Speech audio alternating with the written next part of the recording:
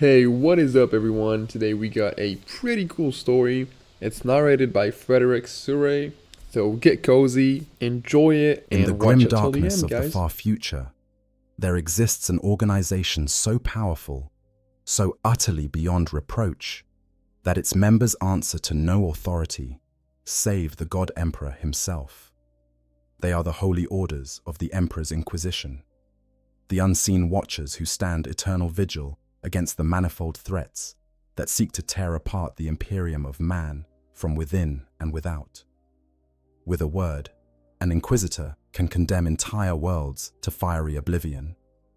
With a gesture, they can command the mightier Space Marine chapters to war.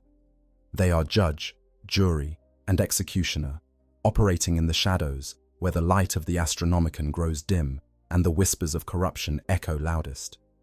But what happens when the watchers themselves become the watched? What occurs when those entrusted with humanity's salvation instead become the architects of its damnation? Today, we explore one of the most terrifying prospects in the entire Warhammer 40,000 universe, the fall of an Imperial Inquisitor from righteous defender to traitor most foul. The very concept sends tremors through the foundations of Imperial authority. An Inquisitor possesses resources that most planetary governors could scarcely dream of commanding. They have access to forbidden knowledge that would drive lesser minds to madness. They wield connections that span across sectors and subsectors, reaching into every corner of the Imperium's vast bureaucracy. They command retinues of highly trained operatives, each one a specialist in their particular field of expertise.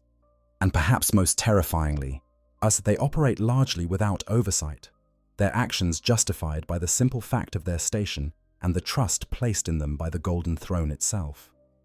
When such an individual turns from the Emperor's light, the consequences ripple outward like poison spreading through water.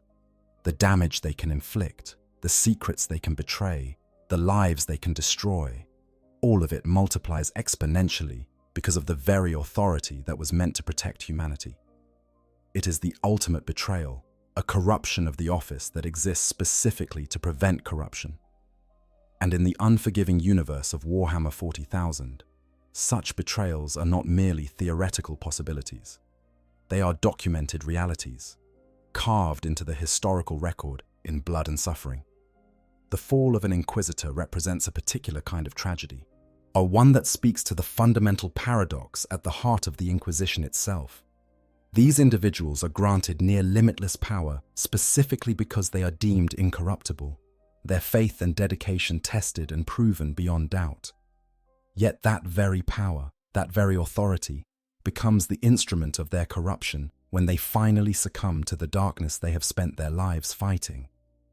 It is as if the Imperium, in its desperate attempt to protect itself from the horrors of the galaxy, has created the perfect conditions for an even more insidious threat to emerge from within.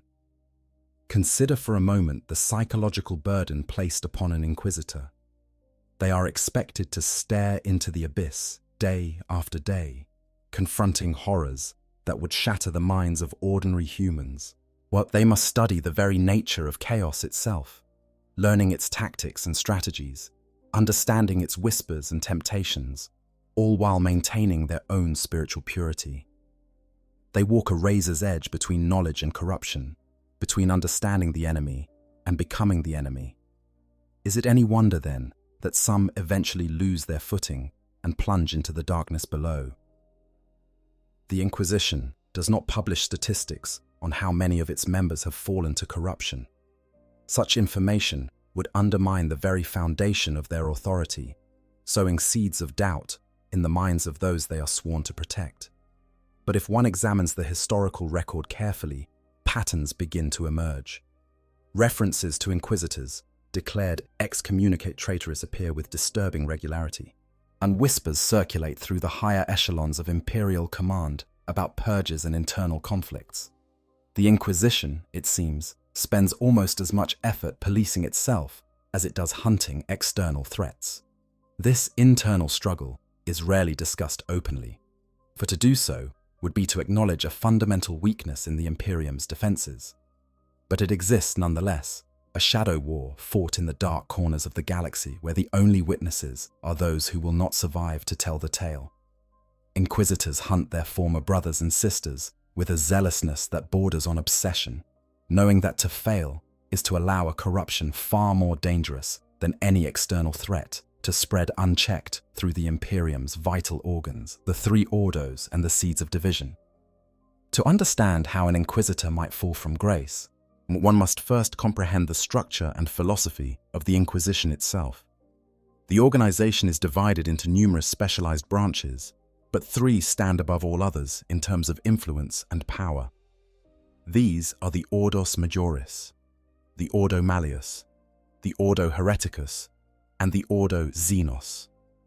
Each focuses on a specific category of threat to the Imperium, and each has developed its own culture, methodologies, and philosophical approaches to the eternal war against humanity's enemies. The Ordo Malleus, whose members are often called Daemon Hunters, represents the oldest and in many ways most prestigious branch of the Inquisition.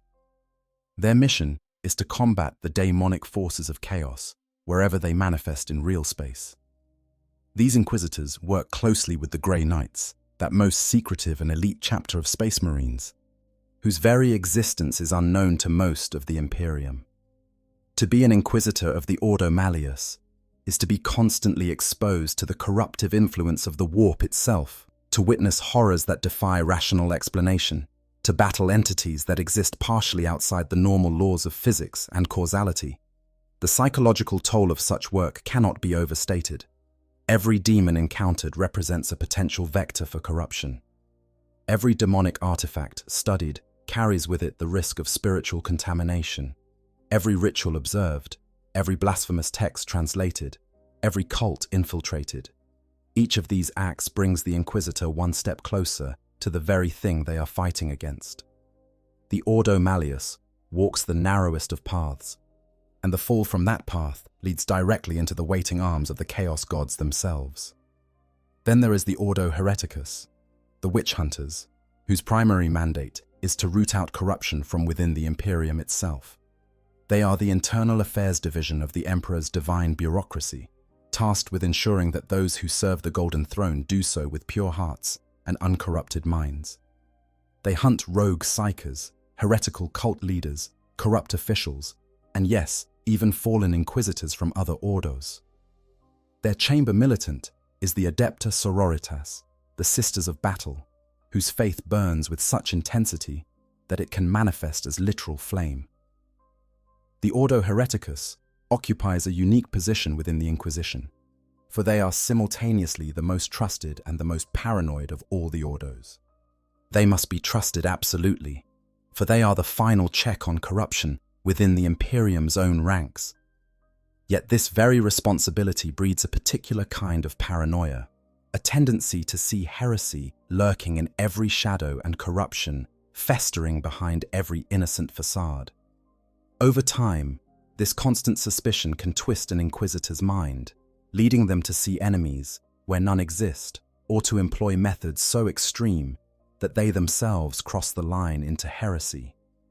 The third of the major Ordos is the Ordo Xenos, the alien hunters, whose mission is to protect humanity from the countless Xenos threats that infest the galaxy. They study alien technologies, infiltrate Xenos societies, and work to understand the minds and motivations of species utterly unlike humanity. Unlike their cousins in the Malleus and Hereticus, or the Ordo Xenos does not typically face the direct threat of spiritual corruption. Aliens, after all, cannot corrupt the human soul in the same way that chaos can. But the Ordo Xenos faces dangers of its own. The temptation to use alien technology, to employ Xenos mercenaries, to study forbidden sciences. These can lead an Inquisitor down paths that, while not directly heretical, nonetheless violate the fundamental tenets of Imperial doctrine. An Inquisitor who begins by simply studying Eldar Wraithbone construction might eventually find themselves trading with Xenos merchants, forming alliances with alien warlords, or even adopting Xenos philosophies that run counter to the Imperial creed. Such corruption may not be as dramatic as falling to chaos, but it is corruption nonetheless. Beyond the division into ordos, the Inquisition is further fragmented by philosophical differences that can be as deep and divisive as any organizational boundary. At the broadest level, these differences are characterized as the conflict between Puritans and radicals, though the reality is far more nuanced than such simple labels would suggest. Puritans believe in adhering strictly to imperial doctrine and established methods. They view any deviation from orthodoxy as the first step down a slippery slope toward damnation. A Puritan Inquisitor would never employ a demon host, never use Xenos technology, never consort with aliens, and never adopt methods that might be considered even remotely heretical. They are the conservatives of the Inquisition, the guardians of tradition and doctrine. The ones who believe that the old ways exist for good reason and should not be abandoned lightly. Radicals, by contrast, believe that the ends justify the means. They argue that fighting the enemies of humanity requires flexibility, adaptability, and a willingness to employ any tool that might prove effective. A radical inquisitor might bind demons to their will, use alien weapons against their former owners, or adopt tactics that would horrify their more conservative brethren. They walk the edge of heresy deliberately, believing that only by understanding and utilizing the weapons of the enemy can they hope to prevail against the overwhelming odds facing humanity. The line between Puritan and radical is not fixed or absolute. Many inquisitors find themselves moving along this spectrum over the course of their careers. A young, idealistic inquisitor might begin as a staunch Puritan, convinced that righteousness and purity of purpose are sufficient to triumph over any foe. But as the decades pass, as they witness the horrors of the galaxy firsthand, as they see their more conservative methods fail time and again, they may begin to adopt more pragmatic approaches. They might start small, perhaps using a captured chaos weapon to fight its former masters, or interrogating a demon to gain tactical intelligence. Each compromise seems justified in the moment, each small step away from orthodoxy rationalized as necessary for the greater good. Before they realize what has happened, they find themselves far from where they started. The journey from Puritan to radical can be so gradual that the Inquisitor themselves may not notice the change until it is too late. And from radical to traitor, that step, while more dramatic, is not as large as one might hope. Within both the Puritan and radical camps exist numerous sub-factions, each with their own particular philosophical bent. The monodominants, for instance, are extreme Puritans who believe in humanity's manifest destiny to rule the galaxy and advocate for the complete extermination of all Xenos, mutants, and heretics without exception. The Xanthites, on the other hand, are extreme radicals who believe that the power of chaos itself can be harnessed and turned against the dark gods. The Horusians take this even further, believing that it might be possible to create a new avatar of chaos, similar to the traitor War Master Horus himself, but one that could be controlled and used for humanity's benefit. Each of these factions has produced inquisitors who eventually fell to corruption. The monodominants, in their zealousness to purge the unclean, have sometimes descended into indiscriminate slaughter that even the Imperium cannot countenance. The Xanthites, in their experiments with chaos, have found themselves corrupted by the very forces they sought to control. And the Horusians, well, their entire philosophy is built upon a foundation that many consider inherently heretical, a playing with fire that can only end in conflagration. The philosophical divisions within the Inquisition serve a purpose, of course. They allow for diversity of approach, for different methodologies to be employed against different threats. But they also create friction and conflict, and with inquisitors from different factions, sometimes working at cross purposes, or even actively opposing one another. This internal strife weakens the Inquisition as a whole and creates opportunities for corruption to take root. An inquisitor embroiled in a philosophical conflict with their peers may be so focused on proving the superiority of their methods that they fail to notice the warning signs of their own corruption. Or they may deliberately hide their growing radicalism from those they know would oppose it, creating a pattern of secrecy and deception that only accelerates their fall. The path to damnation, how corruption takes hold. The fall of an Inquisitor rarely happens overnight. It is not typically a dramatic moment of choice where an individual consciously decides to betray everything they have stood for. Instead, it is a gradual erosion, a slow descent marked by a series of small compromises and justifications. Understanding this process is crucial to comprehending how such corruption is possible in the first place. Most Inquisitors begin their service with the purest of intentions. They are drawn to the Inquisition because they possess an unshakable faith in the God Emperor and an unwavering commitment to protecting humanity. Many are recruited from the Schola Progenium, where orphans of imperial servants are raised and indoctrinated from childhood. Others might be drawn from the ranks of exceptional individuals who display particular talents useful to the Inquisition: warrior skills, psychic powers, investigative brilliance, or simply an incorruptible moral core that marks them as worthy of consideration. The training of an Inquisitor is rigorous and extensive. They must learn not only how to recognize and combat threats to the Imperium, but also how to resist corruption themselves. They study the nature of chaos, the tactics of Xenos species, the signs of heresy and mutation. They are taught to be suspicious of everything and everyone, to trust in the Emperor above all else, to be willing to make the hard choices that others cannot or will not make. By the time they are granted the rosette of their office, they have been tested in ways that would break lesser individuals. Yet even the strongest faith can be eroded given sufficient time and pressure. The first cracks often appear when an Inquisitor encounters a problem that their traditional methods cannot solve. Or perhaps they are hunting a demon that seems impossible to banish through conventional means, or tracking a heretical cult that has infiltrated so deeply into imperial society that rooting it out completely would require destroying the very institutions they are trying to protect, or facing a Xenos threat so overwhelming that conventional imperial forces prove utterly inadequate to the task.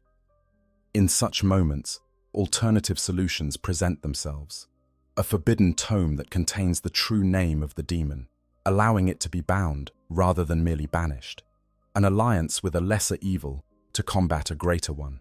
The use of Xenos technology that offers capabilities far beyond what imperial science can provide. At first, the Inquisitor resists these temptations, but as the body count rises, as the threat grows more dire, as the consequences of failure loom larger, resistance becomes harder to maintain. The first compromise is the hardest. An Inquisitor might spend weeks or months wrestling with the decision before finally crossing that line. They tell themselves it is a one-time exception, a necessary evil for a greater good. They construct elaborate justifications, citing precedents and special circumstances. They may even seek the counsel of other Inquisitors, though they are careful to present the situation in a light that makes their intended course of action seem reasonable. And when that first compromise succeeds, when the forbidden method works and the threat is neutralized, something fundamental shifts in the Inquisitor's worldview. They have proven to themselves that the old rules are not absolute, that there are indeed situations where the ends justify the means. The second compromise becomes easier, the third easier still. Before long, methods that would have horrified them at the start of their career have become routine tools in their arsenal. This is particularly dangerous when it comes to the study and use of chaos.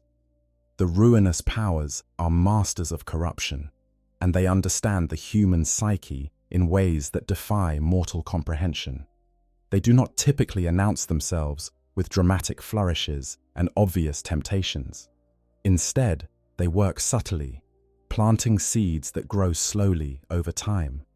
A whisper here suggesting that greater knowledge equals greater power.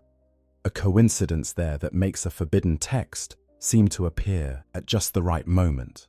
Small victories that come from using just a little bit of demonic energy, each one reinforcing the belief that chaos can be controlled and used rather than feared. The Inquisitor tells themselves they are in control. They believe they can use these dark tools without being corrupted by them. They convince themselves that their faith is strong enough to protect them. that they are too clever to fall for the tricks of the chaos gods. And this very confidence, this certainty in their own incorruptibility, becomes the foundation of their downfall. For pride is the oldest sin, and the chaos gods delight in bringing down those who believe themselves above corruption. Physical corruption can occur as well, and sometimes it is this that marks the point of no return. An Inquisitor might be wounded by a demon weapon, and rather than dying from the injury, they choose to let it heal in a twisted fashion, and the demonic essence fusing with their flesh. They tell themselves it is a tactical decision, that the power gained justifies the risk. But once their body has been altered by chaos, the corruption has a foothold from which it can spread to mind and soul. Personal ambition plays a role as well. The Inquisition, despite its claims of serving only the Emperor, is still a human institution subject to human failings. Inquisitors compete with one another for resources, prestige, and influence. A particularly ambitious individual might begin to see the rules and restrictions of their office not as necessary safeguards, but as obstacles preventing them from achieving their full potential. They might believe that they could accomplish so much more if only they were not bound by the narrow-minded thinking of their peers. Yes, this ambition can be corrupted by chaos in subtle ways. The Inquisitor begins to rationalize that their personal power and influence serve the greater good, that the more authority they accumulate, the more effectively they can protect humanity. They start to equate their own success with the success of the Imperium itself. And from there, it is a small step to believing that anything which enhances their power is automatically justified, even if it means using forbidden knowledge or making pacts with entities that should never be trusted. Isolation contributes to the problem as well. Inquisitors often work alone or with small retinues, far from the oversight of their peers. They may spend years or even decades pursuing a single investigation, growing increasingly disconnected from the broader inquisitorial community. In this isolation, their worldview can become distorted. Without colleagues to challenge their assumptions or question their methods, they may drift into increasingly radical territory without realizing how far they have strayed from orthodoxy. The study of forbidden knowledge is perhaps the most common pathway to corruption. Inquisitors, by the very nature of their work, must delve into subjects that are prohibited to ordinary citizens. They read heretical texts, study demonic rituals, analyze Xenos technologies. They do so with the understanding that knowledge itself is power, and that to fight the enemy, one must understand the enemy. But some knowledge is genuinely corrupting. Some truths, once learned, cannot be unlearned. Some secrets carry within them a spiritual poison that seeps into the mind of anyone who contemplates them. A particularly tragic variant of this occurs when an Inquisitor genuinely discovers something they believe could be beneficial to humanity, but which is forbidden by Imperial doctrine. They might uncover an ancient human technology from before the Age of Strife, one that could revolutionize Imperial civilization, but which would be condemned as tech heresy by the Adeptus Mechanicus.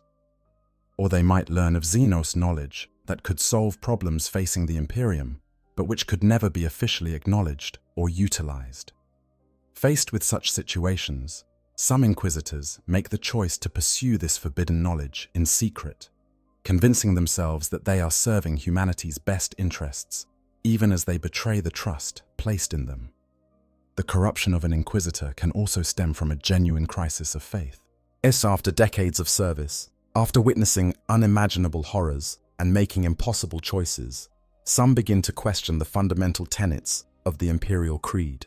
They wonder if the Emperor truly exists as a conscious entity, or if he is merely a corpse upon a throne, sustained by tradition and desperation.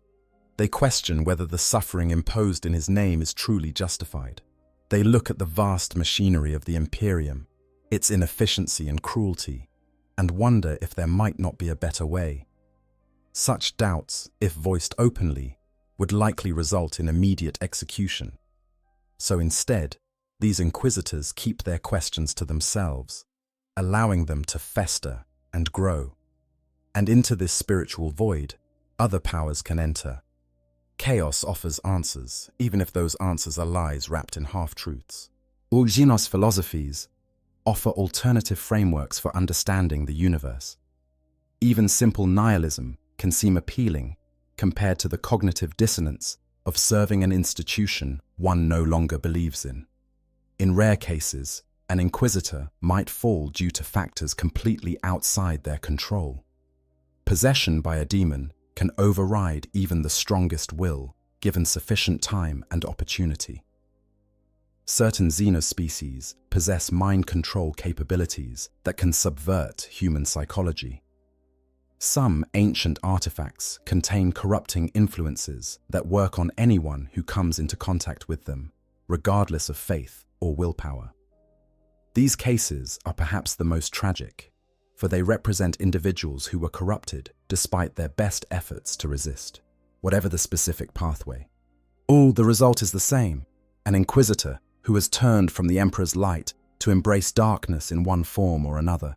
And when such a fall occurs, the consequences ripple outward in ways both immediate and far-reaching, as we shall see when we examine specific cases of fallen Inquisitors.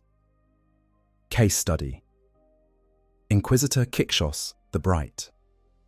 To truly understand the horror of a fallen Inquisitor, we must examine specific examples from the historical record. And few cases are as well documented or as instructive as that of Inquisitor Kixos, once known as Kixos the Bright and Kixos the Great, whose spectacular fall from grace would claim the lives of countless innocents and several of his fellow Inquisitors.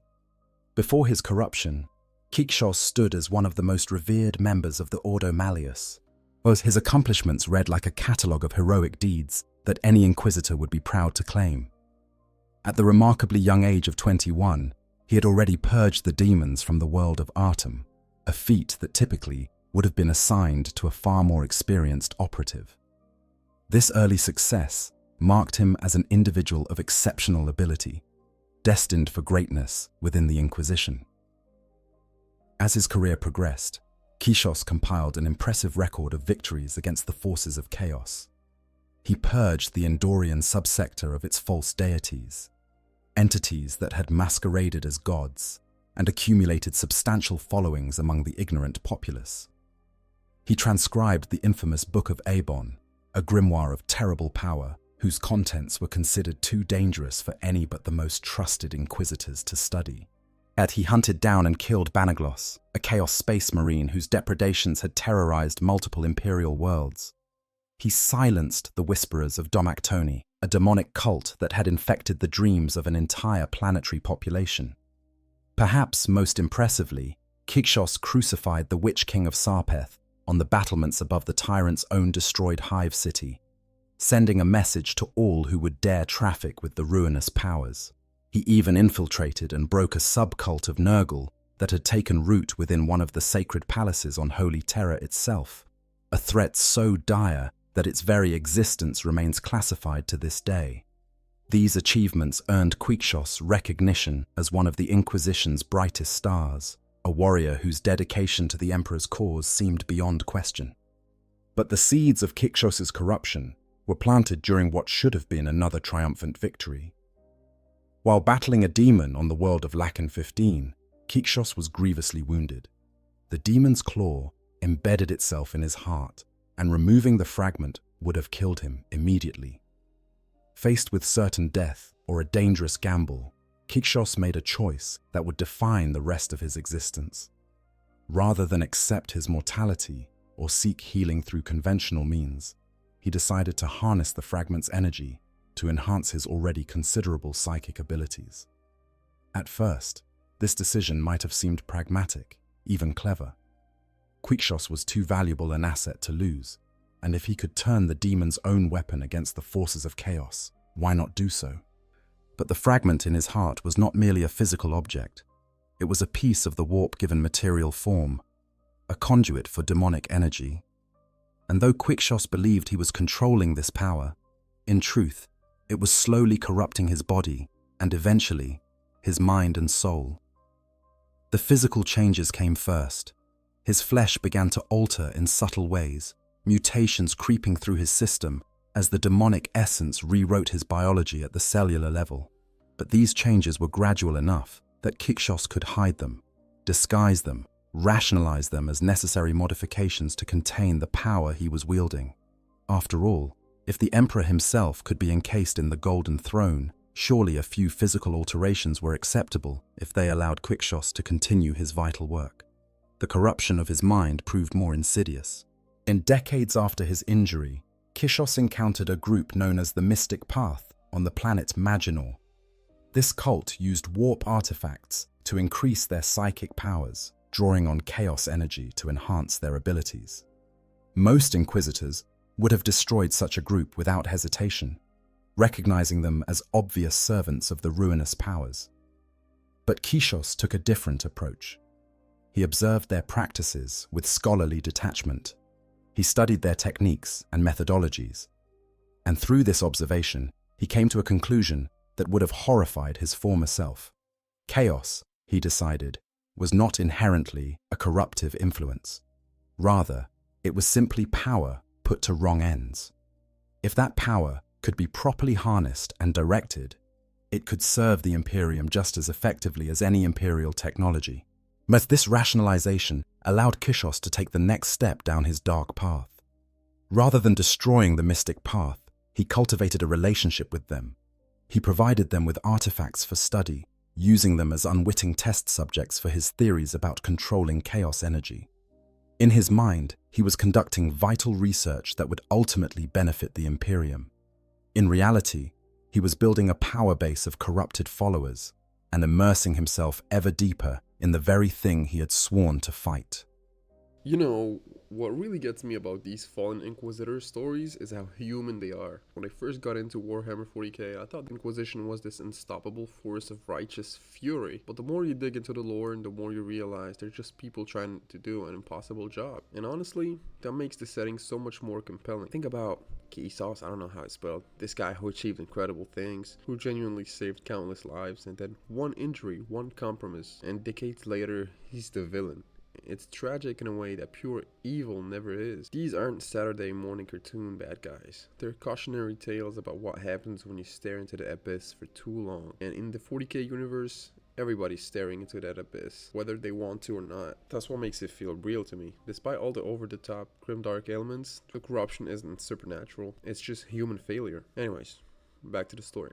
The turning point came when his activities brought him into conflict with Inquisitor Helgrund, a Puritan who was searching for a dangerous tome called the Malus Codicium. This book dealt with the summoning of demons, knowledge so forbidden that even possessing it was grounds for execution. When Helgrund discovered that the book had been taken from its secure location, his investigation led him to Maginor, and, eventually, to a confrontation with the Mystic Path itself. What Helgrund found there must have shaken him to his core. At the center of this demonic cult sat a fellow Inquisitor, one whose reputation and achievements were known throughout the Ordo Malleus. The horror of this discovery, that one of their own had not only fallen, but had become the leader of the very thing they were sworn to destroy, represented a fundamental failure of the Inquisition's systems of oversight and prevention. The battle between Helgrund and Kixos was brief but decisive. Kixos had by this point fully embraced his corruption, wielding demonic powers with practiced ease. Yet his body had been so thoroughly altered by decades of exposure to chaos energy that he was barely recognizable as human. He had forged a demon blade, a weapon infused with the essence of a bound demon, and he wielded it with terrible proficiency. When Helgrund confronted him, Kixos did not attempt to justify his actions or plead for understanding. Instead, he simply killed his former brother, running him through with the demon blade and watching as the Puritan Inquisitor was consumed by unholy flame.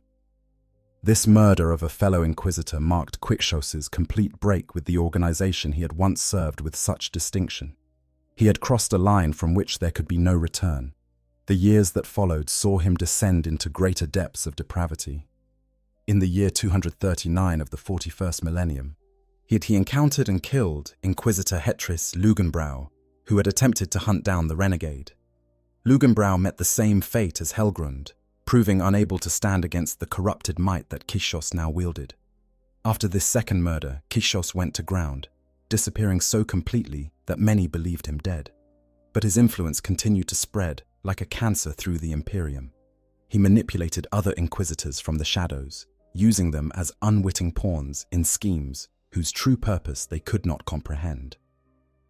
One of his most successful manipulations involved Inquisitor Konrad Molitor, whom Kishos convinced to infiltrate the retinue of another Inquisitor, Gregor Eisenhorn. Molitor's mission was to locate a powerful tome called the Necrotuch, though he likely never understood that he was serving a fallen Inquisitor rather than pursuing a legitimate investigation. Kishos also orchestrated what became known as the Thracian Atrocity, a bloody incident at a religious celebration where he arranged for the kidnapping of several Alpha Plus psychers, individuals whose psychic power was so immense that they represented both an incredible asset and a terrible danger. The death toll of this operation ran into the thousands, as Kishos's agents slaughtered celebrants and defenders alike to secure their prizes. The incident sent shockwaves through the sector, and it was this brazen act that finally spurred the Inquisition to take decisive action. In response to his crimes, Kishos was declared heretic and extremis diabolus, the highest level of condemnation the Inquisition could issue. A special cell was formed to hunt him down, consisting of 5 Inquisitors from all 3 major orders: Commodus Voke, Raum Grumman, Massimo Ricci, Titus Endor, and Gregor Eisenhorn, who served as the cell's leader. This multi-ordo approach was necessary because Kishos's expertise spanned all their areas of responsibility, and defeating him would require a diversity of skills and perspectives. The cell tracked Kishos to the planet Farnes Beta, located on the very edge of the Eye of Terror itself, that vast wound in reality where the warp bleeds into the material universe. The choice of location was telling, for Kishos was now operating in the literal shadow of chaos. The cell brought overwhelming force: 10 warships from the Imperial Navy, a detachment from the 51st Thracian Regiment, and Eisenhorn's entire personal staff. They were taking no chances. The battle to breach Kishos's stronghold was brutal. The inquisitorial forces subjected the table mountain called Ferel Sidor to 6 minutes of sustained orbital bombardment from 2 frigates, followed by 30 Marauder bombers, delivering 30,000 kilograms of high explosives. Yet even this devastating firepower proved insufficient. Kishos's cult followers had prepared for such an assault, weathering the storm from deep within the mountain's fortified interior. When the inquisitorial forces finally breached the defenses, they encountered fierce resistance from cultists who fought with fanatical devotion. Within the mountain, Kishos had assembled a collection of psychically gifted individuals whose minds he planned to use as components in a device of his own design. His ultimate goal, as revealed only in his final moments, was to construct a prototype of the famous pylons of Cardia, ancient structures that suppress the influence of the warp. But Kishos's version would work in reverse, amplified by the psychic power of dozens of powerful psychers. He intended to collapse the Eye of Terror upon itself, potentially destroying the greatest concentration of chaos forces in the galaxy in a single catastrophic event. On the surface, this plan might have seemed noble, even heroic. After all, who wouldn't want to destroy the Eye of Terror? But the method Kishos proposed was built entirely upon demonic technology and chaos energy. It would have required sacrificing countless human psychers in a ritual that was itself fundamentally heretical, and there was no guarantee it would work as intended. The more likely outcome would have been the expansion of the Eye of Terror, not its collapse, consuming entire sectors and delivering billions of souls directly into the waiting maws of the Chaos Gods.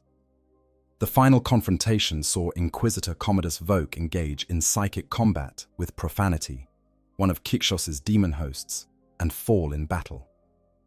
Titus Endor was gravely wounded by the same creature.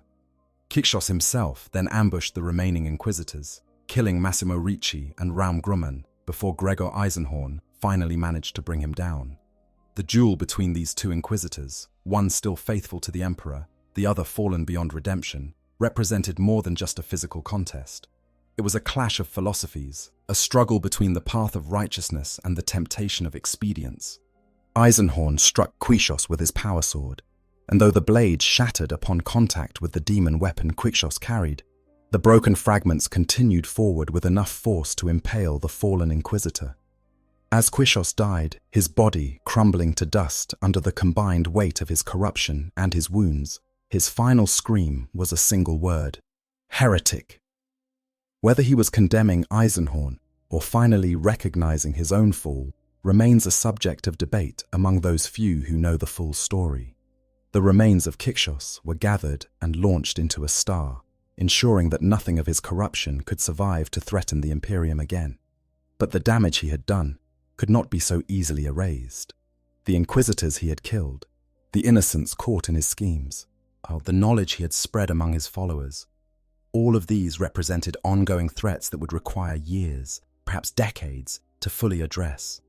And the simple fact that someone of his stature and accomplishment could fall so far served as a sobering reminder to all Inquisitors of their own vulnerability to corruption. The case of Quixos illustrates several key points about how Inquisitors fall. First, it shows that corruption often begins with a seemingly rational decision. In this case, using demonic energy to survive an otherwise fatal wound. Second, it demonstrates how gradual the descent can be, with decades passing between that initial compromise and his ultimate damnation. Third, it reveals how an Inquisitor's very strengths, in Quixos's case, and his brilliant mind and powerful psychic abilities, can become vulnerabilities when turned toward dark purposes. And finally, it shows that even when facing complete corruption, a fallen Inquisitor may convince themselves that they are still serving the greater good, right up until the very end. Case study: Inquisitor, Ramius Stellae, and the Corruption of Angels, where Quixos represents a fall to chaos through the gradual accumulation of forbidden knowledge and demonic power. Inquisitor Ramius Stellae's corruption followed a different, perhaps even more insidious path. Stellae was an Inquisitor Lord of the Ordo Hereticus, which meant he was specifically tasked with rooting out corruption from within the Imperium itself. The irony of his eventual betrayal cannot be overstated. He became the very thing he was sworn to destroy, and in doing so, nearly accomplished the downfall of one of the Imperium's most revered Space Marine chapters. Stellae's fall appears to have been motivated not by a simple desire for power or knowledge, but by a deeper ideological corruption. Through his investigations into forbidden law, he came to believe that the Imperium itself was fundamentally flawed, a maggot-ridden carcass of a society that served only to glorify the wealthy and powerful while the masses suffered. This belief, while perhaps not entirely inaccurate given the Imperium's brutal realities, led him to seek out alternative paths. And in seeking alternatives to the Emperor's light, he inevitably found chaos waiting with open arms.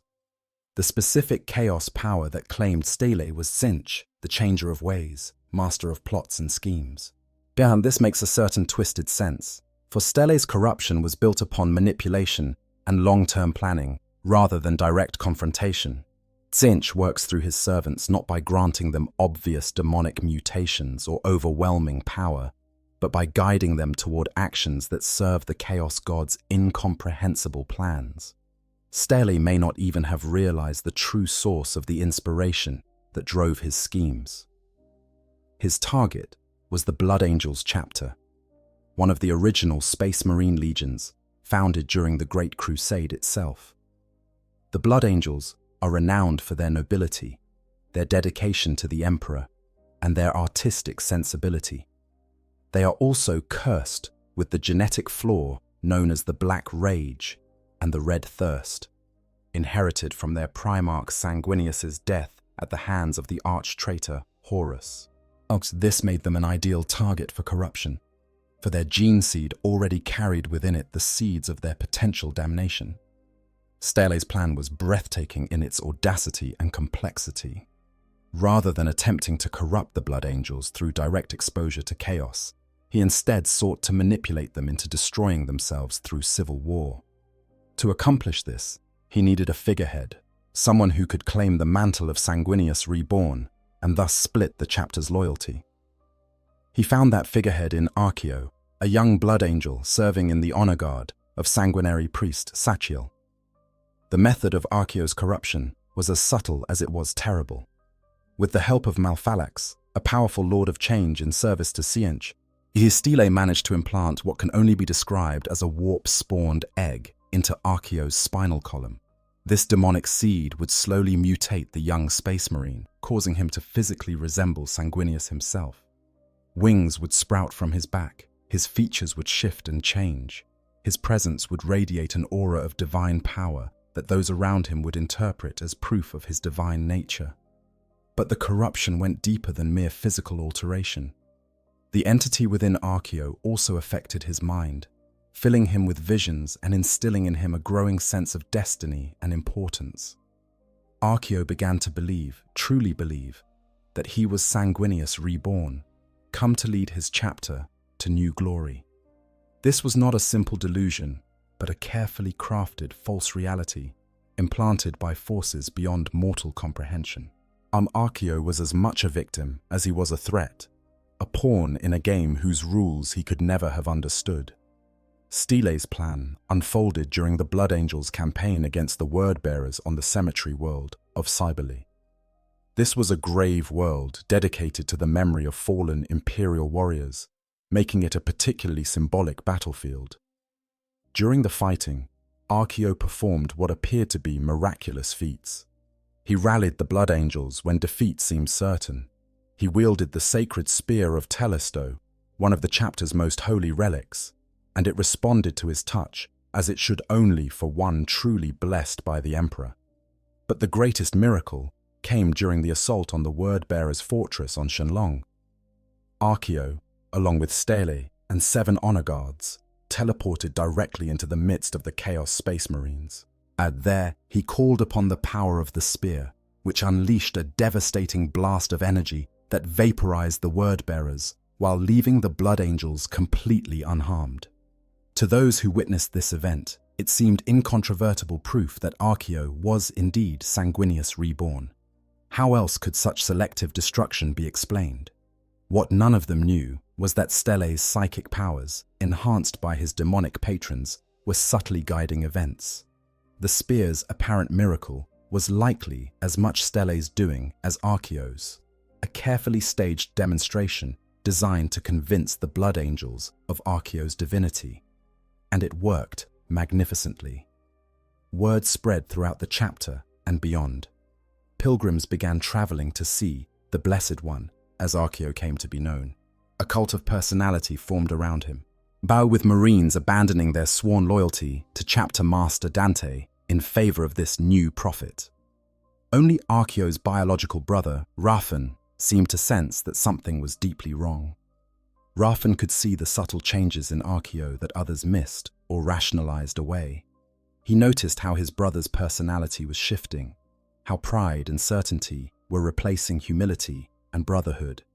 Most troublingly, Raphan began to catch glimpses of something else lurking beneath Archeo's perfect facade, a writhing chaos that suggested corruption rather than divine blessing.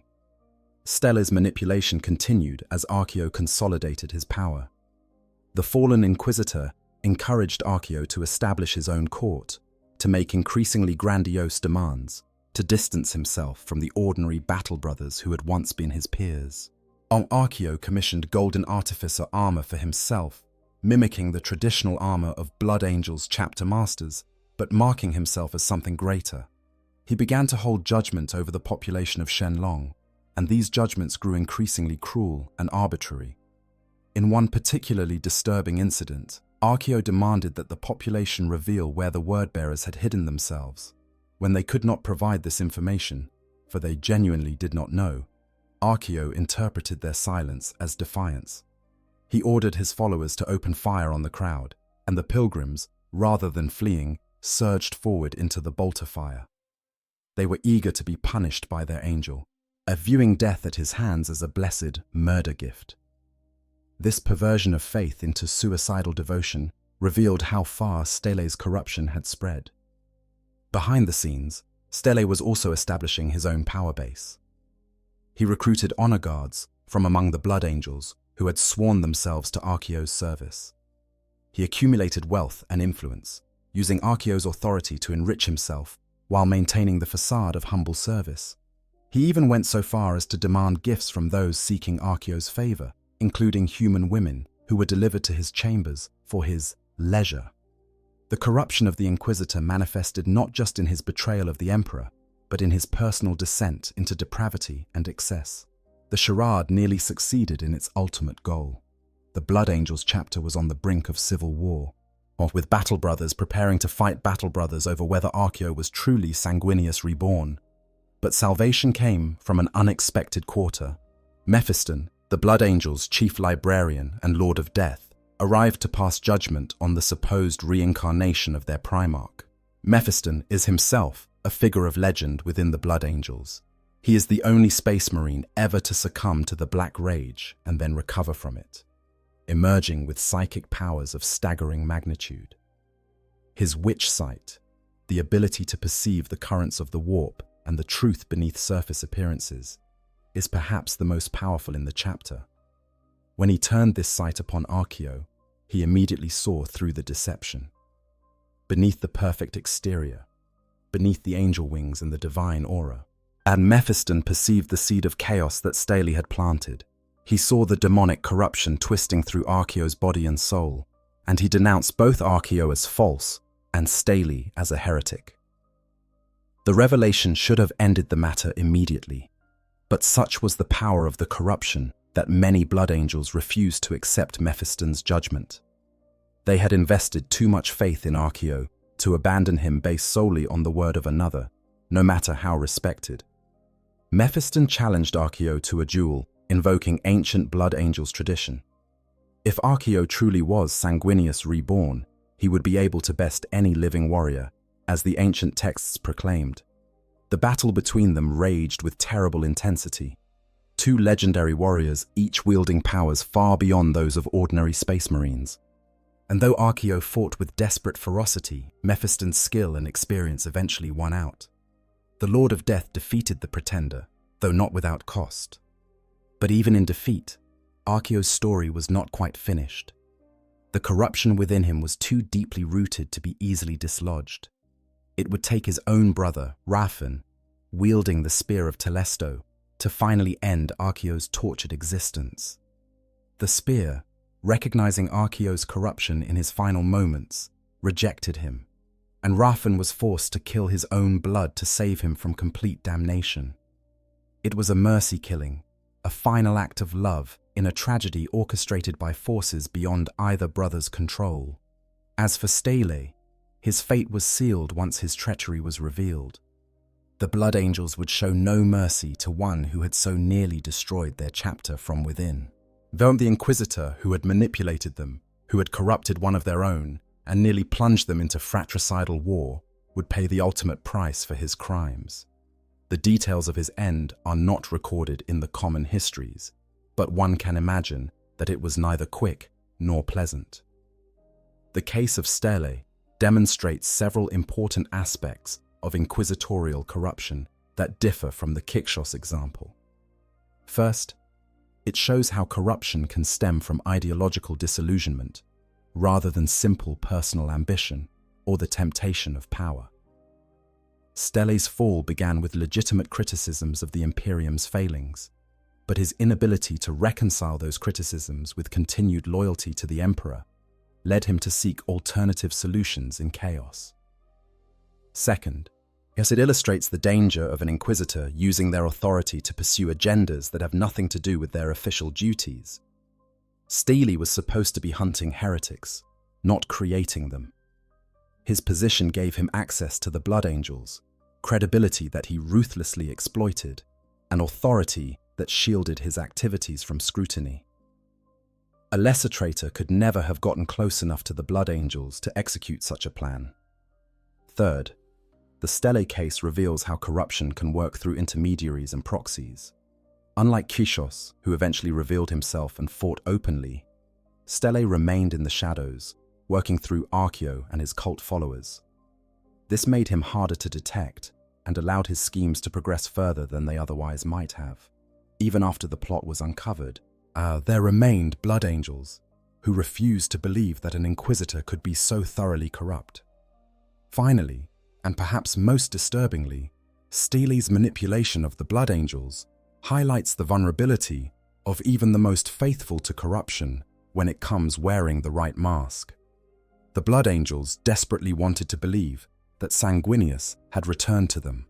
They wanted to have faith in Archeo's divinity. This desire, this hope for something better than the grim reality they faced, made them susceptible to Stele's manipulations.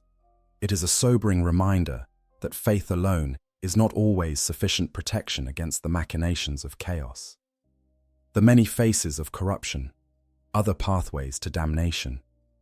While Quixos and Stele represent perhaps the most dramatic and well-documented cases of fallen inquisitors, so they are far from the only examples.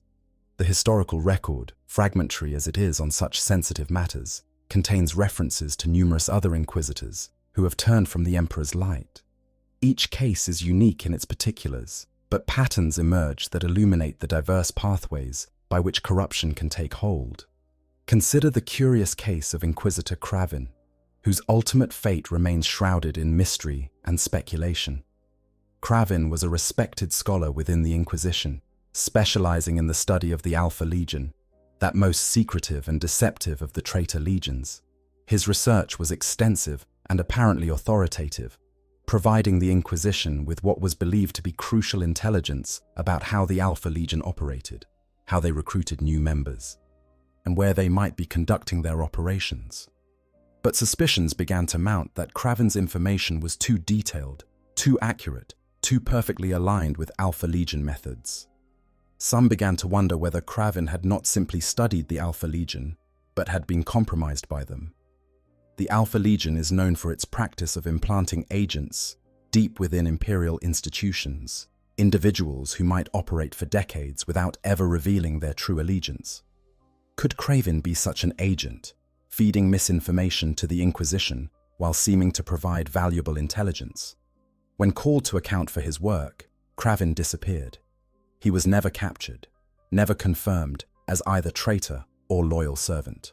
His current whereabouts remain unknown, and much of the information he provided about the Alpha Legion is now considered suspect at best, deliberately misleading at worst. The Craven incident highlights a particular danger facing the Inquisition, that their very need for information can make them vulnerable to those who would provide false intelligence designed to lead them astray. The case also illustrates how corruption need not always come from chaos. The Alpha Legion, while traitors, have their own agenda that may not always align perfectly with the Chaos God's desires. An Inquisitor compromised by the Alpha Legion might not display any obvious signs of chaos corruption. They might pass all the standard tests and security protocols. They might genuinely believe they are serving the Imperium's interests, unaware that they are being manipulated by forces far more subtle than raging demons. Then there are the Inquisitors, who fall not to external corruption, but to their own internal failings. The unnamed Inquisitor from the Sisters of Battle novel, for instance, who discovered an artifact of immense power and became convinced he could use it to become the Emperor reborn. This was not chaos corruption in the traditional sense, but rather a corruption born of hubris and megalomania. The Inquisitor genuinely believed that he was destined to save humanity by replacing the dying Emperor with himself, a delusion that could only end in disaster. Such cases of individual ambition run amok are particularly troubling because they are harder to predict and prevent. Yes, an Inquisitor consumed by personal ambition may not traffic with demons or study forbidden texts. They may follow all the rules and observe all the protocols, all while harboring secret dreams of power and glory that have nothing to do with serving the Emperor. When such an individual finally makes their move, seizing power through whatever artifact or scheme they have prepared, the result can be as devastating as any chaos corruption.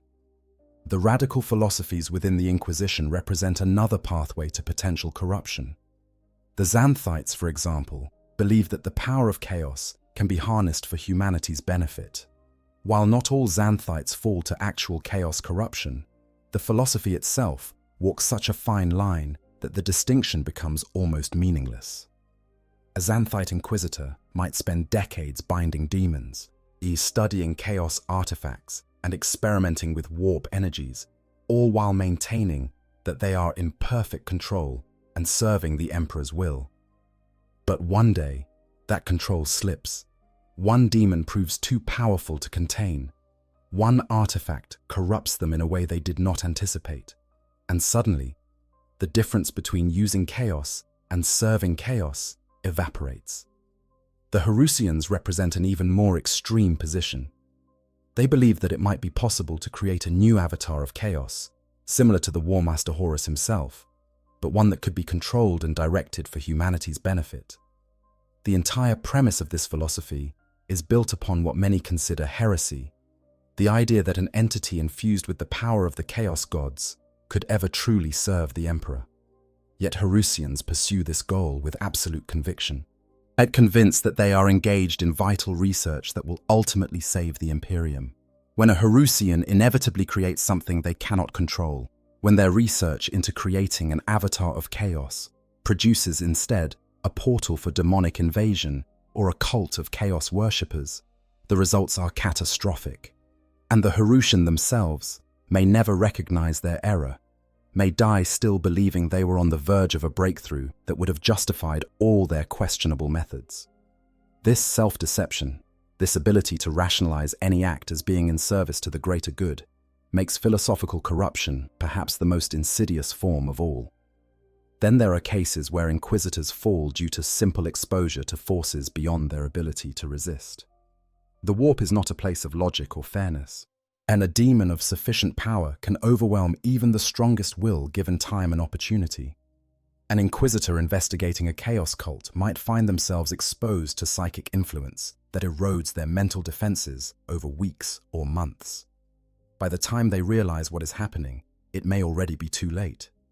Similarly, certain xenospecies possess abilities that can compromise even an Inquisitor's mind.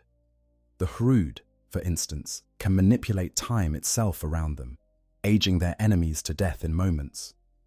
An Inquisitor studying the Hrud might find their own timeline affected in subtle ways, their memories becoming unreliable, their judgment impaired by accelerated mental aging. The enslavers can dominate the minds of psychers, turning them into puppets that serve the enslaver's unfathomable purposes.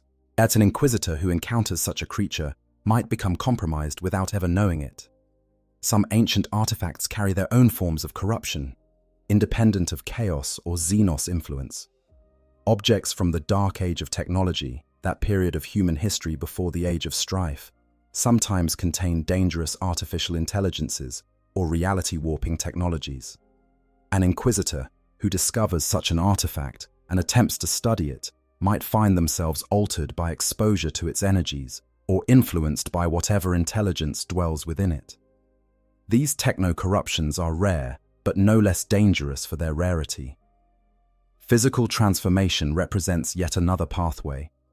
An Inquisitor grievously wounded in the line of duty might turn to forbidden methods of healing rather than accept death or permanent disability. Bionics are common enough in the Imperium, but there are other options. Chaos-tainted regeneration, xenos biological augmentation, demonic possession of damaged limbs. Each of these choices carries risks, and an Inquisitor who has already made the first compromise may find it easier to make the second and the third until they are more machine or demon than human. The isolation inherent in the inquisitorial role cannot be overstated as a contributing factor. Inquisitors often work alone or with small retinues, operating far from the oversight of their peers. They may spend years pursuing a single investigation, growing increasingly disconnected from the broader inquisitorial community. In this isolation, their worldview can become distorted. Ideas that would be immediately challenged by colleagues instead fester and grow. meant methods that would be questioned by peers instead become routine. By the time they rejoin the larger community, if they ever do, they may have drifted so far from orthodoxy that they can no longer be saved. The sheer mental strain of inquisitorial work also takes its toll. Decades of witnessing horrors, making impossible choices, sacrificing the few to save the many. This wears on even the strongest psyche. Some inquisitors eventually break under the pressure, their sanity fragmenting in ways that make them vulnerable to corruption. Others become so inured to suffering and death that they lose their humanity, viewing people as mere resources to be expended in pursuit of their goals. While not corruption in the traditional sense, such moral degradation can lead to acts as terrible as any committed by those who explicitly serve chaos. And there are also cases where corruption stems from well-intentioned efforts to preserve forbidden knowledge. An inquisitor might maintain a library of heretical texts, reasoning that understanding the enemy requires studying their works. But each time they read these texts, each time they delve into forbidden lore, they risk exposing themselves to spiritual contamination. Some knowledge genuinely is corrupting. Some truths, once learned, change the learner in ways that cannot be reversed. The inquisitor who begins as a scholar seeking to understand the enemy may gradually become sympathetic to ideas they once would have rejected out of hand. Finally, there is the simple fact that power corrupts, and absolute power corrupts absolutely. Inquisitors wield authority that most imperial citizens cannot even comprehend, and they can order the execution of planetary governors, demand the support of space marine chapters, commandeer entire imperial navy battle groups. This power, combined with minimal oversight and the belief that one is acting in service to the highest possible cause, can lead to a dangerous sense of invincibility. An inquisitor may begin to believe that they are above the rules that govern lesser beings, that their judgment is infallible, that anything they desire must therefore be justified. This hubris opens the door to all manner of corruption, both spiritual and moral. Detection and response. How the Inquisition polices itself. The question of how the Inquisition deals with corruption within its own ranks is complex and fraught with difficulties. Unlike other imperial organizations, the Inquisition has no formal hierarchy, and no chain of command that could provide systematic oversight. Each inquisitor is theoretically autonomous, answerable only to the emperor himself. This structure, while providing flexibility and independence, makes it extremely difficult to monitor for corruption or rein in inquisitors who have strayed from their duty. The primary mechanism for oversight is the conclave system. Inquisitors who work in the same region or who share common interests will often form conclaves, semi-formal gatherings where they can share information, coordinate activities, and provide mutual support. These conclaves also serve a regulatory function, as inquisitors can bring concerns about their peers before the group for discussion and potential action. If multiple inquisitors agree that one of their number has become corrupted or is acting contrary to the Imperium's interests, they can vote to declare that individual excommunicate traitoris. But the conclave system has significant limitations. Not all inquisitors belong to conclaves, and those who do may attend irregularly. An inquisitor who is falling to corruption might simply avoid conclaves, isolating themselves from their peers to prevent their activities from being discovered. Even when an inquisitor does participate in conclaves, the other members may not realize what is happening until it is too late. The skills that make someone an effective inquisitor, the ability to deceive, to manipulate, to present false fronts, these same skills can be used to hide corruption from one's peers. Moreover, the philosophical divisions within the Inquisition complicate matters enormously. What one inquisitor views as dangerous radicalism, another might see as pragmatic flexibility. A Puritan might declare a radical corrupted for using a demon host, while the radical views this as merely employing an effective tool against the emperor's enemies.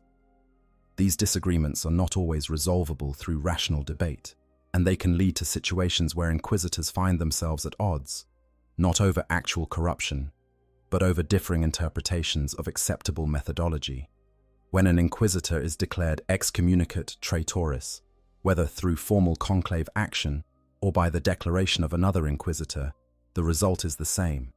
They become hunted. All their former authority evaporates, it replaced by a standing order for any imperial force to kill them on sight. Their name is added to lists distributed throughout the Inquisition and beyond, marking them as traitors to be eliminated without mercy or hesitation. In theory, this should make it impossible for a fallen inquisitor to continue their activities for long. In practice, matters are more complicated. A fallen inquisitor retains all the skills, knowledge, and connections they developed during their legitimate service. They know how the Inquisition operates, what methods will be used to track them, where the gaps in security exist. They may have accumulated significant resources during their career, hidden vaults, secret bases, personal armies. They likely have contacts throughout the Imperium who do not yet know of their change in status and can be exploited one last time before the truth becomes known. Perhaps most dangerously, they may have followers who remain loyal, even after the excommunication. An inquisitor's retinue often develops deep personal loyalty to their master over years of service. When that inquisitor is declared traitor, some retinue members may refuse to believe it, viewing the declaration as a political attack or misunderstanding. These loyal followers become the core of a renegade operation, providing the fallen inquisitor with trained operatives who know exactly how the Inquisition works and how to evade its hunters.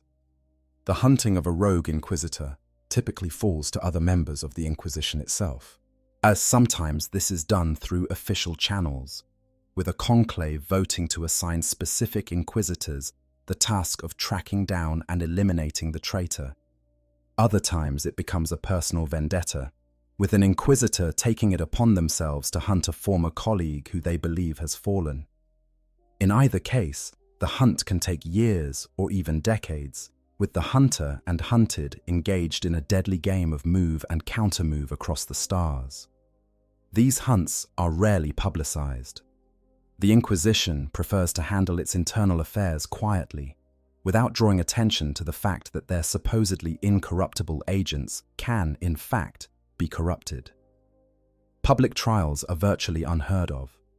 When a fallen inquisitor is finally caught, their execution is usually swift and secret, followed by efforts to erase their existence from the historical record.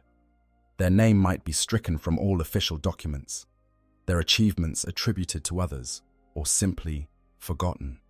It is as if they never existed, a necessary fiction to maintain faith in the Inquisition's integrity. The Grey Knights sometimes become involved in hunting fallen inquisitors, particularly those from the Ordo Malleus who have succumbed to chaos corruption. The Grey Knights are incorruptible by the very nature of their gene seed and training, making them ideal for confronting enemies who might use demonic powers or spiritual contamination as weapons. A squad of Grey Knights arriving to eliminate a rogue inquisitor represents one of the most deadly threats such a traitor could face, for these Space Marines cannot be swayed by persuasion, intimidation, or corruption. In rare cases, the Adeptus Custodes, the Emperor's personal guard, may take action against a fallen inquisitor. This typically only occurs when the traitor's activities pose a direct threat to Holy Terror, or the Emperor himself. The Custodes do not acknowledge the authority of the Inquisition or any other imperial organization save the Emperor. When they decide that an inquisitor has become a threat requiring their intervention, they act with absolute finality. There is no negotiation, no trial, no opportunity for the inquisitor to explain or justify their actions. The Custodes simply eliminate the threat and return to their vigil. The Inquisition also maintains several organizations specifically dedicated to monitoring for corruption and dealing with traitors. These are rarely discussed openly, but references exist to secretive groups within the various ordos whose sole purpose is internal security. These groups operate in the shadows even within the already secretive Inquisition, watching for signs that their fellow inquisitors might be straying from the path of righteousness. They are universally feared and resented, for no inquisitor enjoys being watched by their peers. One particular challenge in detecting corrupt inquisitors is that many of the warning signs of corruption are also characteristics of highly effective inquisitors. Secrecy, ruthlessness, unorthodox methods, extensive knowledge of forbidden topics. These can all indicate either exceptional dedication to duty or dangerous corruption. An inquisitor who uses a demon host might be a pragmatic radical employing an effective tool, or they might be on the verge of falling to chaos.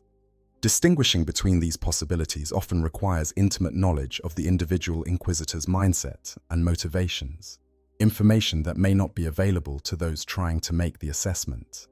The use of psychic interrogation to verify an inquisitor's loyalty is theoretically possible, but extremely problematic in practice. Most inquisitors have significant mental defenses, both natural and artificial, that make psychic probing difficult even for the most powerful psychers. Attempting to force the issue could be viewed as an attack, potentially triggering a violent response or causing political fallout. Moreover, an inquisitor who has truly been corrupted by chaos might have demonic assistance in hiding that corruption from psychic scrutiny. There have been proposals throughout the Inquisition's history to implement more systematic oversight mechanisms. Some have suggested regular mandatory reviews where inquisitors would be required to account for their activities to their peers. Others have proposed the creation of a formal hierarchy, with senior inquisitors given official authority over juniors. Still others have advocated for limiting the tenure of any individual inquisitor, forcing retirement after a set number of years to prevent the accumulation of too much power or the opportunity for corruption to take deep root. All of these proposals have been rejected or implemented only in limited, experimental ways. The fundamental problem is that the very nature of inquisitorial work requires autonomy and flexibility. Systematic oversight would slow decision-making, potentially allowing threats to slip through while bureaucratic processes grind forward. A formal hierarchy would create points of failure. What happens when the senior inquisitor is the one who becomes corrupted? Term limits would waste the experience and expertise that inquisitors develop over their careers. Every solution to the problem of corrupt inquisitors creates new problems that may be equally serious. So the Inquisition muddles through, relying on the vigilance of individual inquisitors to police their peers, on the conclave system to provide some measure of collective judgment, and on the ruthless pragmatism that characterizes the organization as a whole. Fallen inquisitors are hunted and killed, their corruption purged from the Imperium, their very existence erased from history. It is an imperfect system, but then, while the Imperium of man is built on imperfection, surviving despite its flaws, rather than because it has eliminated them. The devastating consequences of a fallen inquisitor. When an inquisitor turns traitor, the potential for damage extends far beyond what a typical heretic or renegade could accomplish. This is because of the unique combination of resources, authority, knowledge, and connections that every inquisitor possesses by virtue of their office. Understanding the full scope of what a fallen inquisitor can do requires examining each of these elements in detail. Consider first the matter of resources. An inquisitor in good standing can command wealth that would make planetary governors envious. They have access to the Inquisition's vast treasury, accumulated over 10,000 years of confiscating assets from heretics, confiscating Xenos artifacts, and receiving tithes from worlds grateful for their intervention. They can requisition equipment from any imperial organization, from the simple supplies of a local administratum office to the most advanced weapons produced by the Adeptus Mechanicus. They can demand ships from the Imperial Navy, troops from the Astra Militarum, even the support of Space Marine chapters when circumstances warrant. When such an inquisitor falls, they do not immediately lose access to all these resources. Before their treachery is discovered and announced, they can accumulate significant stockpiles of weapons, equipment, and supplies. They can transfer funds to secret accounts, hide caches of valuable artifacts, and establish hidden bases that will serve them well once they go rogue. Or by the time they are declared excommunicate traitoris, they may have squirreled away enough resources to operate independently for years or even decades. The authority of an inquisitor is perhaps even more dangerous when turned to dark purposes. That authority comes with recognition symbols, the inquisitorial rosette, the official seals and documents, the codes and passwords that grant access to secure facilities. A fallen inquisitor may retain physical copies of these items even after their status changes. More importantly, the psychological authority remains. Imperial citizens are conditioned from birth to obey the Inquisition without question. Even after word spreads that a particular inquisitor is a traitor, there will be confusion and hesitation among those who encounter them. And some will refuse to believe that an inquisitor could truly fall. Others will be uncertain whether the declarations of treachery are themselves false, part of some inquisitorial scheme beyond their understanding. This confusion creates opportunities for the fallen inquisitor to continue operating, at least for a time. They can bluff their way past security checkpoints, commandeer resources by invoking their former authority, even manipulate loyal imperial servants into carrying out their schemes under the belief that they are serving the emperor's will. Each such deception, while it lasts, allows the traitor to accomplish objectives that would be impossible for an ordinary renegade. Knowledge represents another critical asset. Inquisitors are privy to secrets that most imperial citizens could never imagine. They know the locations of hidden bases, the identity of undercover operatives, the weaknesses in security systems. They understand the structure and operation of the organizations they used to work with, the Inquisition itself, but also the Adeptus Arbites, the Officio Assassinorum, the various chambers of the imperial military. This knowledge becomes a weapon when turned against the Imperium. A fallen inquisitor knows how investigations are conducted and can therefore evade them. They understand what evidence pursuers will look for and can plant false trails to mislead them. They know the standard procedures for different types of threats and can exploit the predictability of the imperial response. And it is like being hunted by someone who helped write the hunting manual. Every tactic employed against them is one they understand and can counter. Perhaps most damaging is the knowledge of other inquisitors and their operations. A rogue inquisitor may know the true names of their former colleagues, the locations of their secret bases, the details of ongoing investigations. They might possess compromising information that could be used for blackmail, or might simply sell this intelligence to the Imperium's enemies. The damage from such revelations can cascade outward, compromising operations across entire sectors and forcing the Inquisition to rebuild networks that took decades to establish. The connections an Inquisitor maintains throughout their career become particularly dangerous when they fall. Inquisitors build networks of contacts across the Imperium. Informants who provide intelligence, allies in other imperial organizations, traders who supply rare materials, tech priests who provide specialized equipment. These relationships are based on trust, developed over years or even decades of interaction. When the Inquisitor falls, these contacts do not immediately disappear. A fallen Inquisitor can leverage these connections in the service of their new Dark Masters. They might convince loyal contacts to continue providing assistance under false pretenses. They might blackmail those they once protected into providing support against their will. They might convert some to their new cause, recruiting them into heretical cults or chaos worship.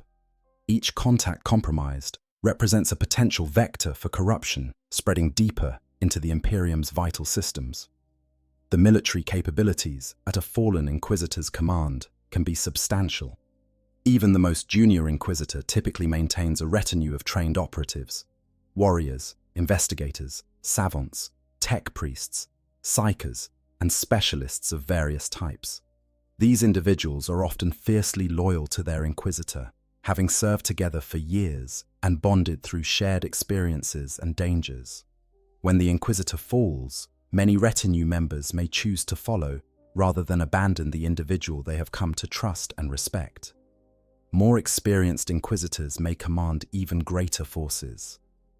They might have entire companies of stormtroopers under their direct control, fleets of ships loyal to them personally, rather than to the Inquisition as an institution, even Space Marine strike forces that have been seconded to their authority. While most of these forces will eventually return to proper Imperial control once the Inquisitor's treachery becomes known, the transition period can be chaotic and dangerous. Some elements might refuse to believe their commander has fallen. Others might be isolated from reliable communications and continue following orders from the fallen Inquisitor for months or years before learning the truth. The psychological impact of a fallen Inquisitor should not be underestimated. The Inquisition represents one of the pillars of imperial authority, a visible symbol that someone is watching for corruption and heresy. When that institution itself proves vulnerable to corruption, it shakes the faith of those who learn of it. Ordinary citizens who discover that an Inquisitor has fallen might begin to question whether anything in the Imperium can be trusted. If the Watchers can be corrupted, who watches the Watchers? This erosion of trust can have cascading effects throughout Imperial society. Officials who once cooperated fully with inquisitorial investigations might become hesitant, questioning whether the Inquisitor before them is truly loyal or potentially another traitor. Military commanders might delay responding to inquisitorial requisitions, seeking confirmation before committing their forces. This hesitation and second-guessing, while understandable, can slow the Inquisition's ability to respond to genuine threats, potentially allowing real heresy to spread while verification procedures grind forward. But the specific damage a fallen Inquisitor can inflict depends largely on which ordo they belonged to and what their specialization was. A fallen Inquisitor from the Ordo Malleus brings with them knowledge of how to summon and bind demons, understanding of the nature of chaos, and likely access to forbidden texts and artifacts of immense power. Such an individual could potentially open warp rifts, summon demonic legions, or create chaos cults that would take decades to root out completely. An Inquisitor from the Ordo Hereticus who falls carries different but equally serious threats. They understand the internal security measures of the Imperium's institutions, knowing where vulnerabilities exist and how to exploit them. They can identify and corrupt key individuals in positions of authority, on turning the Imperium's own defenders into unwitting or willing servants of heresy. They might have extensive files on Imperial citizens, documenting weaknesses and secrets that can be used for blackmail and manipulation. A rogue Inquisitor from the Ordo Xenos brings their own unique dangers. They likely possess extensive knowledge of Xenos species, their technologies and tactics, perhaps even their languages and cultures. Such an Inquisitor might broker alliances between human renegades and Xenos forces, creating hybrid threats that combine the worst of both. They might traffic in alien weapons and technologies, spreading them to groups that would use them against the Imperium. They could potentially even betray the locations of Imperial worlds to Xenos raiders, facilitating invasions that would otherwise have been impossible. The case studies we examined earlier illustrate these dangers concretely. Kixos nearly succeeded in creating a device that could have either destroyed the Eye of Terror or, more likely, expanded it to consume entire sectors. The resources he commanded allowed him to build extensive fortifications and maintain a private army of cultists. His knowledge allowed him to evade capture for decades, despite being hunted by some of the Inquisition's finest. The connections he had developed let him manipulate other Inquisitors into serving his purposes unknowingly. Steely demonstrated different but equally troubling capabilities. His access to the Blood Angels, gained through his legitimate authority as an Inquisitor, allowed him to execute a plan that nearly destroyed one of the Imperium's most storied Space Marine chapters from within. And his understanding of chaos allowed him to corrupt Archeo so subtly that even the young Marine's own brothers could not initially recognize what was happening. His ability to maintain a facade of loyalty while pursuing his dark agenda showed how difficult it can be to detect a fallen Inquisitor before they strike. The aftermath of dealing with a fallen Inquisitor can take years to fully resolve. Every operation they conducted must be reviewed to determine if it was legitimate or part of their heretical schemes. Every contact they maintained must be investigated to verify they haven't been corrupted. Every artifact they acquired, every text they studied, every decision they made, all of it becomes suspect and must be re-examined with the assumption that corruption may have influenced their actions even before their fall became obvious. And the philosophical question, can any Inquisitor truly be trusted? The existence of fallen Inquisitors raises profound questions that strike at the heart of the Inquisition's role within the Imperium. If those entrusted with absolute authority to root out corruption can themselves be corrupted, what does that say about the system as a whole? Can any Inquisitor truly be trusted completely? And if not, how can the Imperium rely on an organization whose members may at any moment become the very threats they are supposed to prevent? These are not merely academic questions. They have practical implications for how the Inquisition operates and how other imperial organizations interact with it. An Inquisitor arriving to conduct an investigation should, in theory, receive immediate and total cooperation from all imperial authorities. But if there is a genuine possibility that this Inquisitor might be corrupted or might fall in the future, doesn't that warrant at least some degree of caution or verification?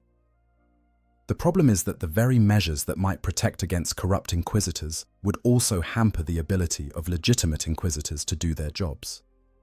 If every inquisitorial command required verification from a superior authority, the response time to genuine threats would increase dramatically.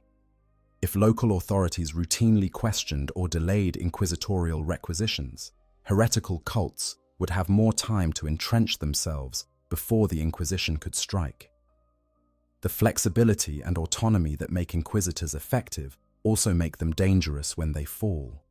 There is a school of thought within the Inquisition itself that holds that all Inquisitors are, to some degree, corrupted by the nature of their work.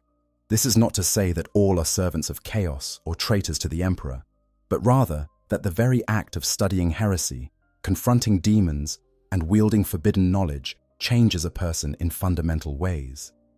An Inquisitor cannot remain entirely pure while doing what they must do to protect the Imperium. The question becomes not whether an Inquisitor is corrupted, but whether they are corrupted enough to become a threat. This perspective has been articulated by Inquisitor Ravenor, a notable member of the Ordo Xenos, who observed that all Inquisitors eventually become radicals. It is simply a matter of time and exposure. The key is to accomplish as much good as possible before crossing the line into actual heresy. This cynical, but perhaps realistic view suggests that the Inquisition is engaged in a race against time, trying to extract maximum benefit from each Inquisitor before they inevitably fall or must be retired.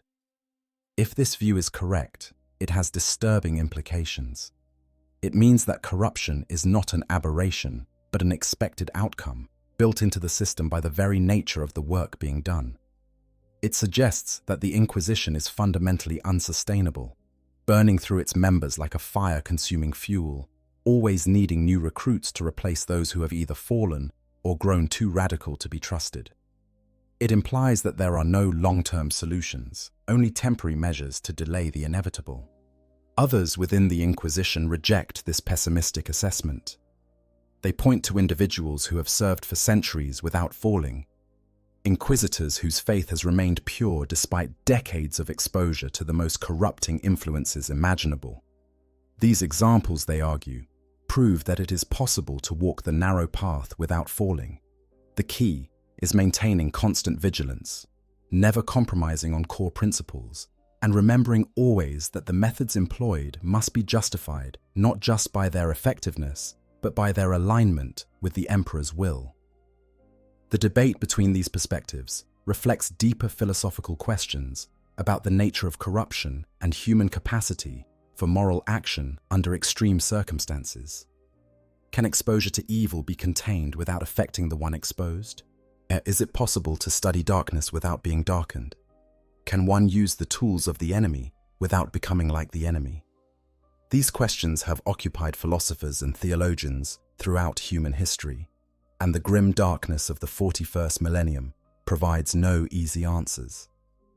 From an organizational perspective, the Inquisition's approach might be characterized as pragmatic fatalism. They acknowledge that some inquisitors will fall, but view this as an acceptable cost for maintaining the organization's effectiveness.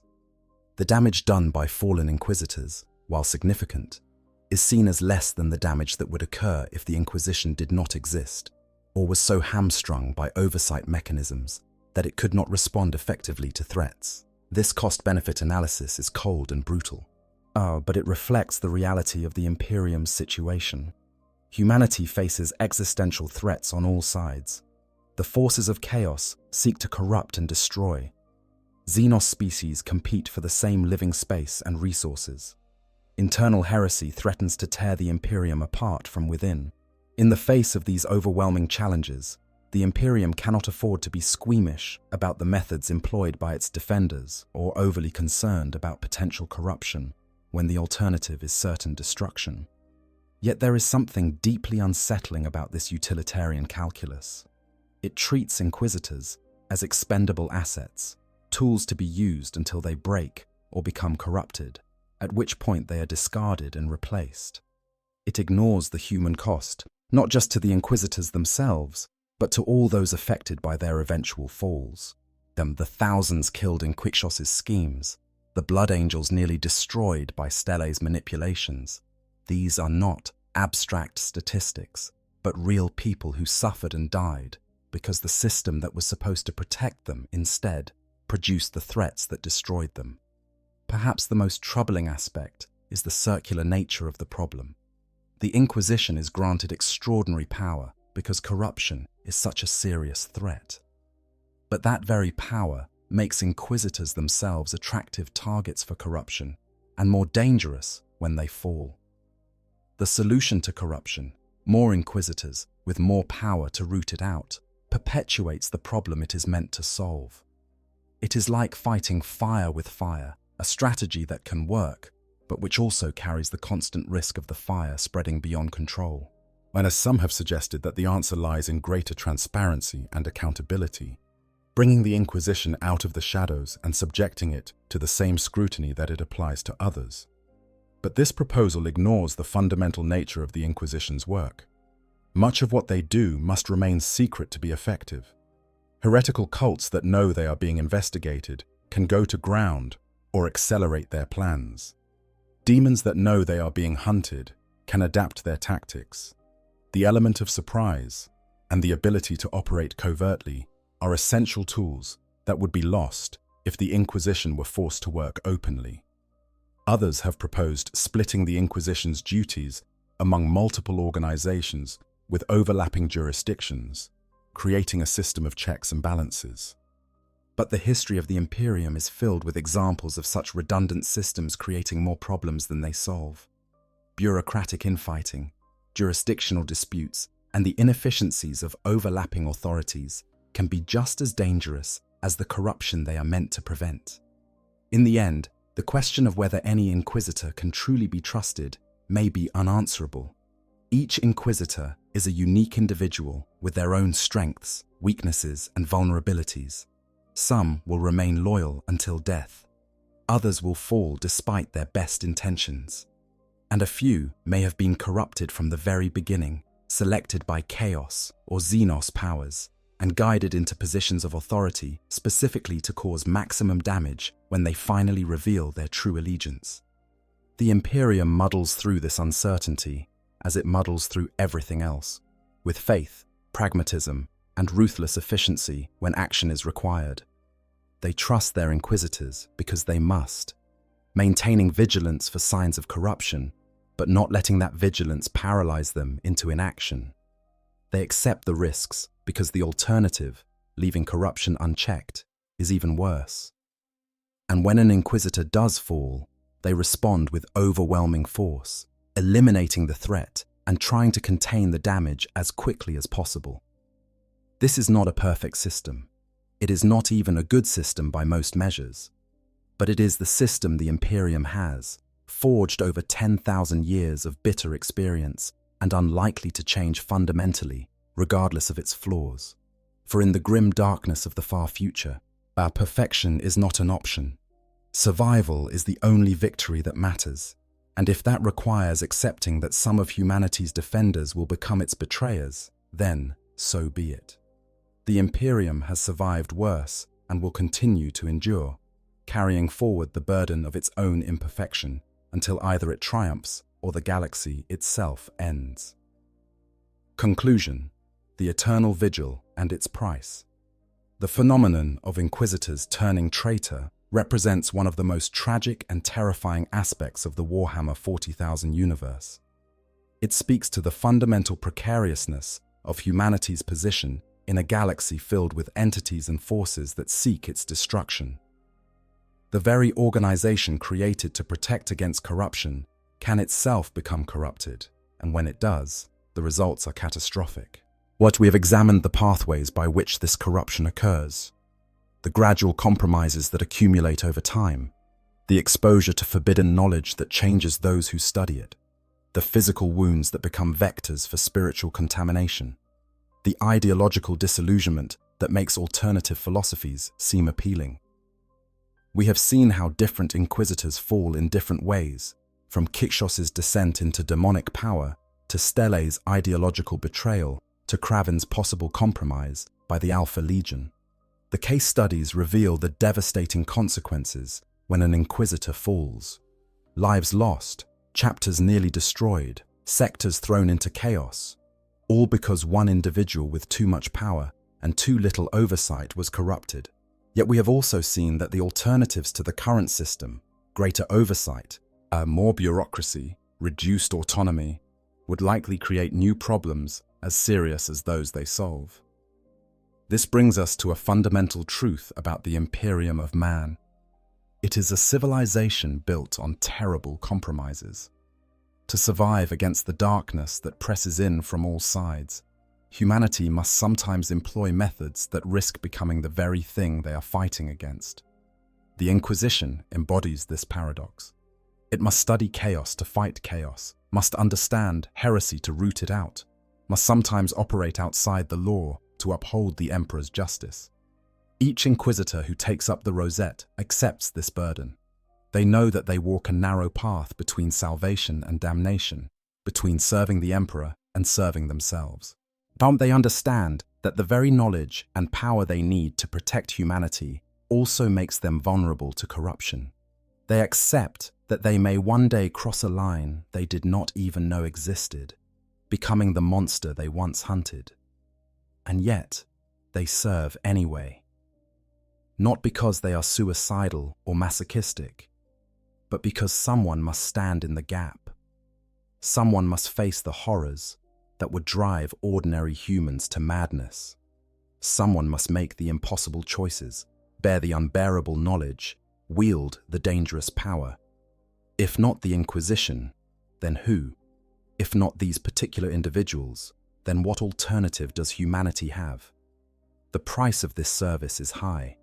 We see it in the Inquisitors who fall, in the thousands or millions who die as a result of their corruption, and in the trust eroded and faith shaken each time another servant of the Emperor reveals themselves as a traitor. We see it in the internal conflicts within the Inquisition, Puritan hunting radical, philosophical factions at each other's throats, the constant suspicion and mistrust that pervades an organization where anyone might be the next to fall. But we must also acknowledge what would happen without the Inquisition. Chaos cults would proliferate unchecked until entire sectors fell to the ruinous powers. Xenos infiltration would go undetected until it was too late to prevent invasion.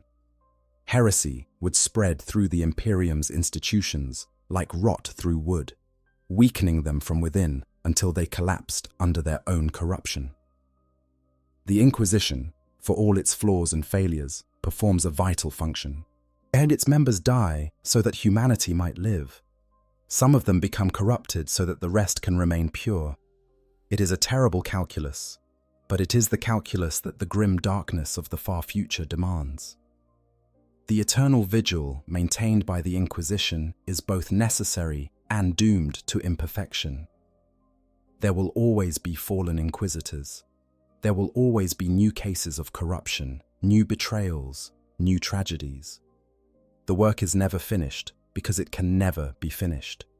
As long as humanity exists, as long as chaos seeks to corrupt and destroy, as long as xenos threaten from without and heresy from within, the Inquisition will be needed. And as long as the Inquisition exists, some of its members will fall. This is perhaps the final and most bitter truth about the Imperium of man. It survives not through virtue, but through grim determination. Not through avoiding mistakes, but through persisting despite them. Not through finding perfect solutions, but through accepting imperfect ones, because perfection is impossible. The fallen inquisitors are not aberrations, but inevitable products of a system that demands impossible things from fallible beings. We can study these cases, learn from them, try to identify warning signs and prevent future falls. But we cannot eliminate the problem entirely. The galaxy is too vast, the threats too varied, the human capacity for corruption too fundamental. What we can do is remember. Remember those who fell and why. Remember the price of vigilance and the cost of its failure. But remember that the watchers themselves must be watched, even as we acknowledge the impossibility of watching them perfectly. The stories of fallen inquisitors are cautionary tales, yes, but they are also tragic epics in their own right. Many of these individuals began with the purest intentions, genuinely wanting to serve the Emperor and protect humanity. Their falls were not always the result of weakness or moral failure, but sometimes of the impossible circumstances in which they found themselves. They were asked to be more than human, to resist temptations that would corrupt saints, to maintain purity while immersed in filth. That some succeeded is remarkable. That some failed is perhaps inevitable. In the end, the phenomenon of traitor inquisitors reflects the fundamental tragedy of the Warhammer 40,000 universe. Humanity, despite its might and determination, despite 10,000 years of struggle and sacrifice, is losing. The forces arrayed against it are too powerful, too numerous, too implacable. The Imperium crumbles slowly, held together by faith and force and the sheer stubbornness of those who refuse to accept the inevitable. The Inquisition is both a symptom of this decline, becoming necessary only because things have gotten so bad, and one of the few forces holding back total collapse. Every fallen Inquisitor is another crack in the dam, another sign that the structure is failing. But the dam holds, for now. The Imperium endures. And somewhere, right now, an Inquisitor is making the hard choice to study forbidden knowledge, to use questionable methods, to compromise in service of the greater good. They are taking the first step down a path that may eventually lead to their corruption and fall. But they take that step anyway, because someone must. Because the alternative is to let the darkness win without a fight. We study these stories not to judge the fallen, but to understand the system that produces them. We examine their cases not to condemn, but to learn. And we remember them not as villains, but as tragic figures, individuals who sought to protect humanity and instead became threats to it. In the grim darkness of the far future, there is only war, and in war, there are no true winners, only survivors.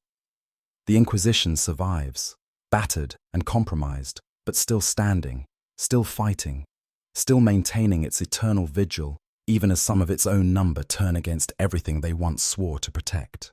As if you found this exploration of one of Warhammer 40,000's darkest subjects enlightening, please consider liking this video and subscribing to the channel. Your support allows us to continue creating content that delves into the rich lore and complex themes of this incredible universe.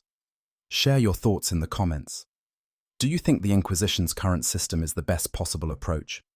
Or can you envision alternatives that might reduce the risk of corruption while maintaining effectiveness?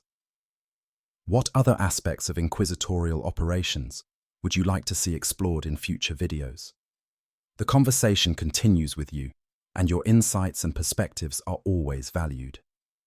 Until next time, in the name of the Emperor, remain vigilant, for the price of survival is eternal watchfulness. and even the watchers themselves may one day need to be watched.